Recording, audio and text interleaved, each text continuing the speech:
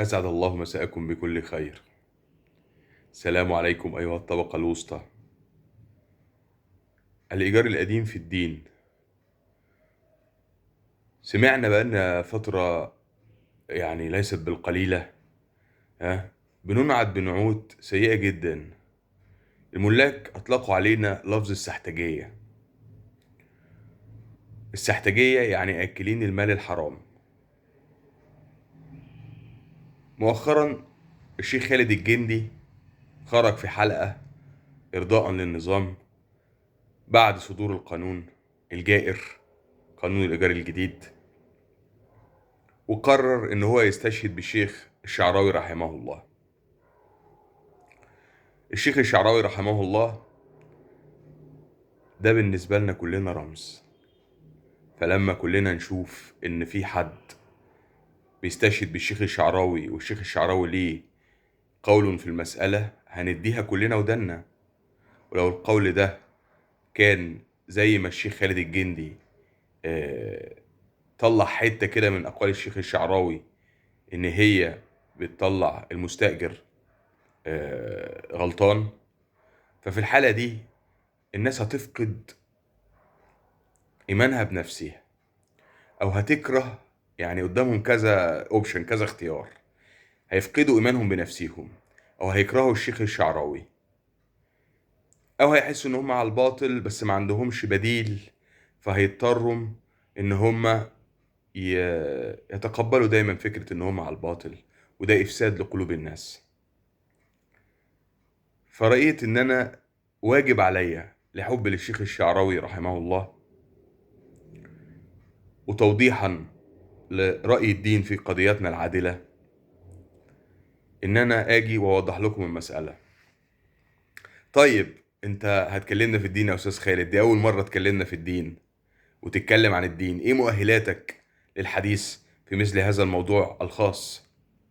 في الحقيقة أنا كنت في مدرسة إسلامية وأنا صغير، خاصة فيها لغات ولكن إسلامية. كان عندي دايما مادة الدين إضافي، كما أنني درست الشريعة الإسلامية في كلية الحقوق جامعة القاهرة، ودرست مادة أصول الفقه، وكنت باحث في الشؤون الإسلامية. وتقريبا شفت مراجع كثيرة مصورة لكبار المشايخ. فأدعي إن أنا عندي بعض الفقه البسيط كطالب علم في الشؤون الإسلامية. ولذلك بما أمتلكه من العلم البسيط، وبعدين وما توفيقي إلا بالله، ولو صدر مني شيء سهو أو خطأ فهو من الشيطان. الشيخ الشعراوي رحمه الله اتكلم مين هو الشيخ الشعراوي؟ هو إمامنا الجليل الذي نفع الله بخواطره الإيمانية في تفسير القرآن، ونور لناس كتير من البسطاء لم يكونوا يفهموا الدين وفهموه وأحبوه على يده ومن فمه رحمه الله. ولد سنة 1911. واحنا لازم نعرف هو مين الشيخ الشعراوي. هو كان عايش في أنهي حقبة؟ كان عايش في 2025 ولا كان عايش في أنهي حقبة؟ الشيخ الشعراوي ليه آراء كثيرة، كتحريم البنوك التجارية ويشوف إن المال بتاعها ربا. ليه؟ الشيخ الشعراوي يا جماعة اتولد سنة 1911. في الوقت ده كان الملك عندنا احتياطي غطاء ذهب زي السعودية دلوقتي تمام. فكان الجنيه لا يتغير، مفيش تضخم يا جماعة. كان الجنيه بجنيه ذهب ومش عارف وعليه قرشين تاني كمان ساغ. دي مسألة. فده الوقت اللي عاش فيه الشيخ الشعراوي. الشيخ الشعراوي الجمهورية جت عليه وهو عنده 42 سنة. كان راجل كبير وعاش رحمه الله 90 سنة قمرية هجرية، وعاش 87 سنة ميلادية. وهو توفى سنة 98. الوقت اللي الشيخ الشعراوي اتكلم فيه، الوقت الشيخ الشعراوي ما كانش بيحب الحقبة الناصرية عشان هي كانت بتزدهر فيها الشيوعية والاشتراكية، وده بعيد عن الفقه والاقتصاد الإسلامي، والراجل إسلامي حتى النخاع. فهو سافر سنة 1950 لتدريس أصول اللغة أو الشريعة في جامعة الملك عبد العزيز أو أم القرى. هو تعين في الاثنين سنة 1950. فلما هو سافر 1950 ورجع في الستينات، ما استحملش سنة وراح تاني الجزائر. فهو ليه آراء مناقضة للي كان بينفذه الرئيس جمال عبد الناصر، وهو اتكلم في جزئيتين في الفيديو اللي استشهد بيه الشيخ خالد الجندي. الجزئية الأولى هي جزئية المعاوضة. المعاوضة إن الإيجار حد مديك حاجة تستنفع بيها، الشقة أو الوحدة، وأنت بتعمل له عملية معاوضة بفلوس. فرأي الشيخ الشعراوي إن كانت المعاوضة دي لازم تكون دايما رضائية، ما ينفعش يبقى فيها حد زعلان. وما اتكلمش عن جزئيات خاصة فيها النفس مثلا اللي قصادك طماعة، يعني اديت له 1000 الشهر ده أو السنة دي كان الإيجار 1000 مثلا، السنة اللي جاية حاولت ترفعه له ل 1200، هو قال لك لا أنا عايز 5000. وبرضو الجزئية بتاعت دخول ظروف مستجدة مستحدثة على المجتمع، كمثلا حدوث حروب في كل الأماكن المحيطة بالدولة، ودخول أجانب كثيرة بتعلي وداخلين برؤوس أموال كتيرة أكبر من القدرة الشرائية بتاعت المواطن اللي عايش جوه الدولة. ففي الحالة دي بيحصل عملية آه، بتتغول أموال الأجانب على أموال الوطنيين، فالدولة بتتدخل عشان تحميهم. فدي برضه حالة خاصة، وتقريبا هي دي الحالة اللي صدرت فيها القوانين المنظمة للإيجار 1920 سنة في عهد الملك رحمه الله. فيبقى دلوقتي الجزئية الأولى اللي الشيخ محمد متولي الشعراوي بيتكلم فيها هي جزئية المعاوضة والرضا، وإن الرضا ده والحق لازم يكون دايما ما بينك وبين الشخص اللي أنت متعاقد معاه، مش بس إن الدولة تخش تتدخل فأنت تستغل تدخلها ده لصالحك بظلم الآخر. والجزئية دي احنا لا نختلف فيها. هو كان عنده مشكلة في ان كان التضخم بدأ في العهود اللي هي بقى من اول السبعينات. احنا على فكرة لغاية اخر عهد مبارك التضخم كان كل 5 سنين بيحصل زي ما دلوقتي بيحصل كل سنة، فكان غير محسوس. وكان ايام الملك مفيش تضخم اصلا او بسيط جدا جدا جدا، فالتضخم ابتدى يتوحش في السنين الاخيرة فقط. اما قبل كده رأي الشيخ الشعراوي ان كان كلما حدث تضخم يحصل تراضي ما بين المالك والمستأجر، ان المستأجر يعلي الايجار شويه، وحتى لو كان القانون بيقول ان الايجار يفضل ثابت كان المفترض ان هو يعليه شويه علشان يساعد المالك. ورأيه حجته في القضيه دي ان هو المالك بيأجر شيء وده دخله منه، انت دخلك بيزيد، طب ليه هو دخله ما يزيدش؟ الحق الشيخ الشعراوي بيتكلم في الحق، لكن عمره لا اتكلم على طرد الناس ولا أذية الناس ولا قلة الرحمة في المجتمع. هو دايما كان بيتكلم على الإحسان. وخدوا بالكم القانون الجديد صدر سنة 96، هو مات 98 يعني قبل ما يموت بسنتين، فهو ما لحقش يتكلم عنه.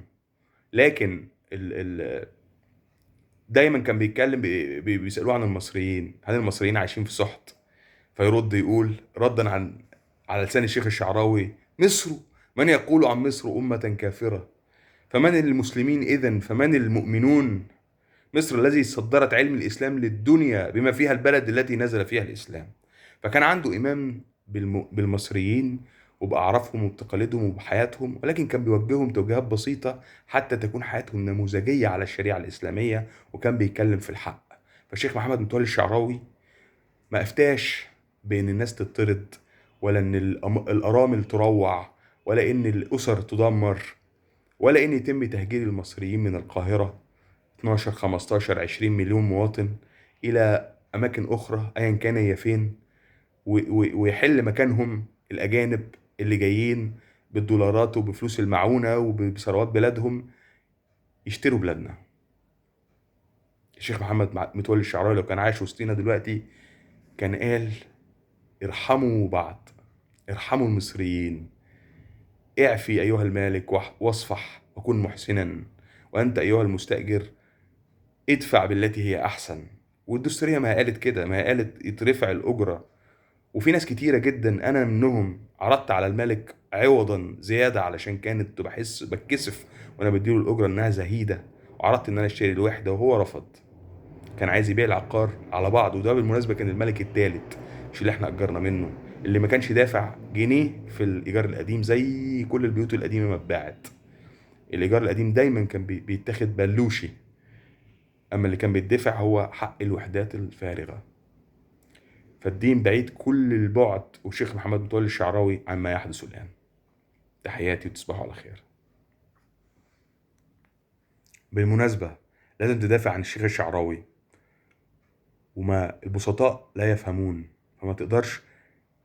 هما دلوقتي بيحاولوا يوصلوا لهم ان الشيخ الشعراوي بيقول ان الناس تطرد، وان الاسر تروع، وان الرحمة تتعدم من المجتمع، والشبكة الاجتماعية بقول الغرب تنتهي من مصر، شبكة الحماية الاجتماعية.